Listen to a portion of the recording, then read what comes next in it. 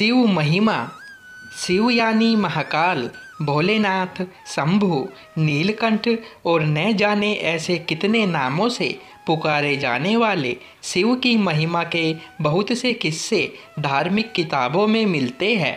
शिव आदि है और अंत भी, अर्थात शिव सृष्टि के कण कण में विद्यमान है।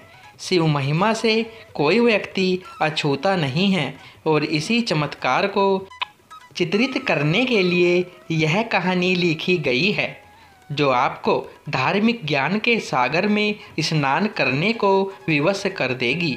एक शहर था जहाँ बहुत बड़ा मंदिर था। मंदिर में भक्तों का तांता हमेशा लगा रहता था। मंदिर के आने जाने वाले रास्ते में धार्मिक सामग्री बिक्री हेतु छोटी छोटी दुकानें लगी हुई थी और उन्हीं दुकानों में एक दुकान ओंकार की थी। वह शिव का अटूट भक्त था। वह कई घंटों शिव की पूजा में लगा रहता था। दुकान में वह और उसका छोटा बैठा करते थे। उसका बेटा कार्तिक, जो कि केवल 8 वर्ष का था। हालांकि कार्तिक दुकान के काम के साथ साथ अपनी पढ़ाई में भी बराबर ध्यान देता था, जिस वजह से वह अपनी सभी कक्षाओं में अच्छे अंकों से उत्तीर्ण होया करता था। ओंकार अपने बेटे से बहुत प्यार करता था। ओंकार की पत्नी कार्तिक को जन्म देते ही दुनिया छोड़ चुकी थी। बचपन से कार्तिक को ओंकार ने माँ और बाप दोनों का प्यार दिया था। कार्तिक अपने पिता का आज्ञाकारी बेटा था। वह घर के काम के साथ साथ दुकान का भी काम संभाल लेता था। उनकी जिंदगी बहुत मज़े से चल रही थी, लेकिन एक दिन नगर निगम का ऐलान होता है कि मंदिर परिसर से सभी दुकानें हटाई जाएगी। इसका सीधा मतलब था, जिसकी स्वयं की ज़मीन होगी वही यहाँ धंधा कर सकता था। ओंकार अपने घर में पूजा कर रहा था। जैसे ही उसे यह बात पता चलती है, उसके पैरों तले ज़मीन खिसक जाती है, क्योंकि मंदिर परिसर की वह दुकान उसकी रोजी रोटी थी और उस दुकान के अलावा उसके पास आमदनी का कोई और जरिया नहीं था। वह तुरंत भगवान शिव के सामने बेसुध होकर लेट जाता है।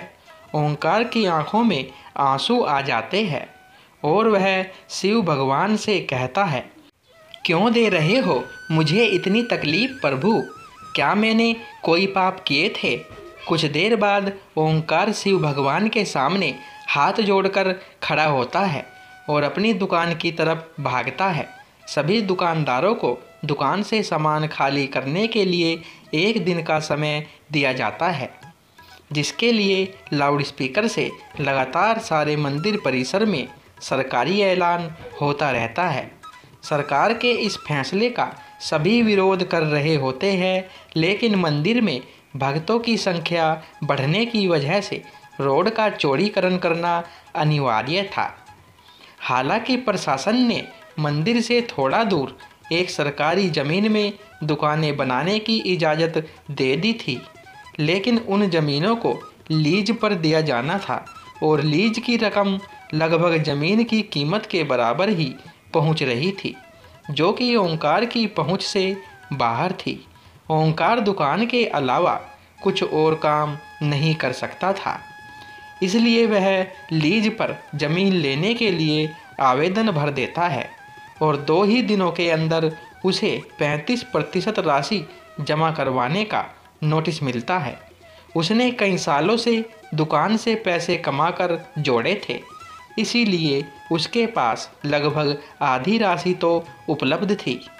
इसीलिए वह 2 दिन के अंदर 35% रकम जमा करवा देता है और बाकी का बचा हुआ 15 दिनों के अंदर जमा करवाने का समय दिया जाता है। ओंकार अपने बेटे से कहता है कि बेटा, हमें ये ज़मीन कुछ भी करके लेना होगा। मेरे पास आधे ही पैसे हो पा रहे हैं, बाकी पैसे के लिए हम बैंक से लोन ले लेते हैं। कार्तिक उम्र में छोटा ज़रूर था, लेकिन वह बहुत समझदार था। वह अपने पिता की बात से सहमत हो जाता है।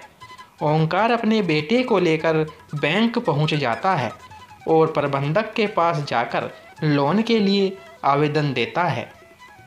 बैंक प्रबंधक उससे कहते हैं कि हम आपको बैंक लोन तभी दे सकते हैं जब कोई ऐसा व्यक्ति आपकी गारंटी दे जिसका खाता हमारे बैंक में हो।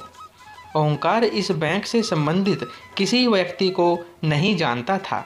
वह यहाँ पहली बार आया था। ओंकार हताश हो जाता है और वह बैंक के बाहर सर पे हाथ रखकर बैठ जाता है। तभी उसके पास एक व्यक्ति तिलक लगाए पहुँचता है। वह कार्तिक को एक चॉकलेट देता है और ओंकार से पूछता है, क्या बात है, आप परेशान लग रहे हैं। ओंकार अपनी समस्या उसके सामने रख देता है। तभी वह व्यक्ति कहता है, बस इतनी सी बात है, चलिए मैं आपकी गारंटी देता हूँ, मेरा भी खाता इसी बैंक में है। यह बात सुनते ही ओंकार के चेहरे में चमक आ जाती है। वह जल्दी से अपने कागज़ लेकर बैंक के अंदर दोबारा चल देता है। ओंकार अंदर पहुंचकर बैंक प्रबंधक के सामने गारंटी के तौर पर इसी व्यक्ति को प्रस्तुत कर देता है और सारी प्रक्रिया होते ही ओंकार को बैंक से लोन मिल जाता है। लोन मिलते ही वह भोले बाबा को प्रणाम करता है और ज़मीन का पंजीकरण करवाने के लिए राशि नगर निगम में जमा कराने पहुंच जाता है। राशि जमा होते ही ओंकार को ज़मीन दे दी जाती है। 2 दिनों के अंदर ओंकार लकड़ी की दुकान बनवा लेता है।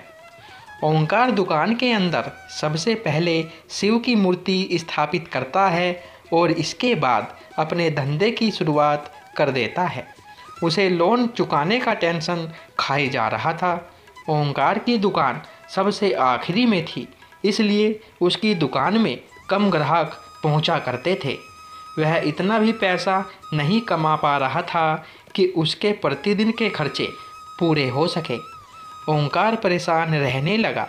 एक दिन उसकी दुकान में वही व्यक्ति फिर से आते हैं जिन्होंने बैंक में उसे लोन की गारंटी दी थी। उन्हें देखते ही ओंकार अपनी दुकान में बैठने को कहता है और जल्दी से उनके लिए चाय नाश्ता का इंतज़ाम करता है। और जैसे ही वह व्यक्ति ओंकार से उसकी दुकान के हालचाल पूछते हैं तो वह अपना दुखड़ा रोने लगता है।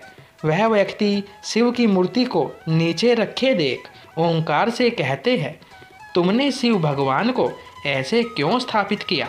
उनके लिए छोटा सा मंदिर बना लो, तुम्हारा कल्याण हो जाएगा। और इतना कहकर वह वहाँ से चले जाते हैं। ओंकार उस व्यक्ति के जाते ही अपने काम में लग जाता है।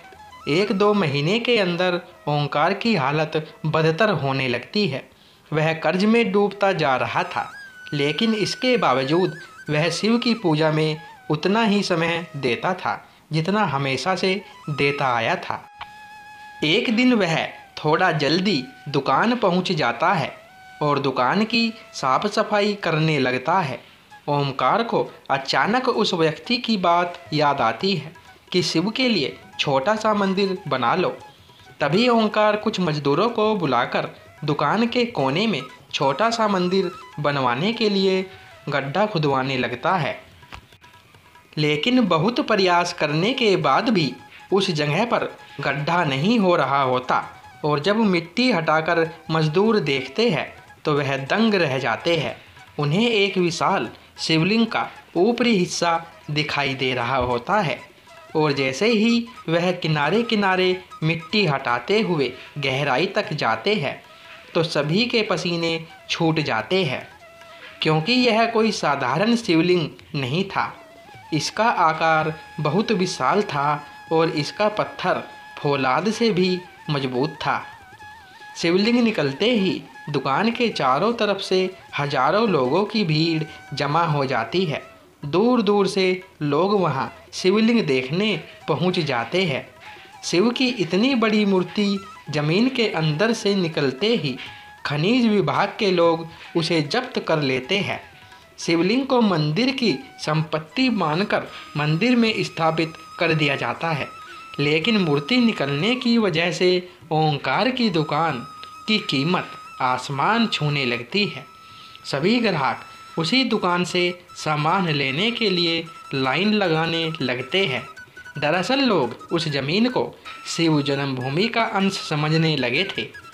शिव महिमा ने ओंकार का जीवन बदल दिया था और इसी के साथ यह कहानी समाप्त हो जाती है।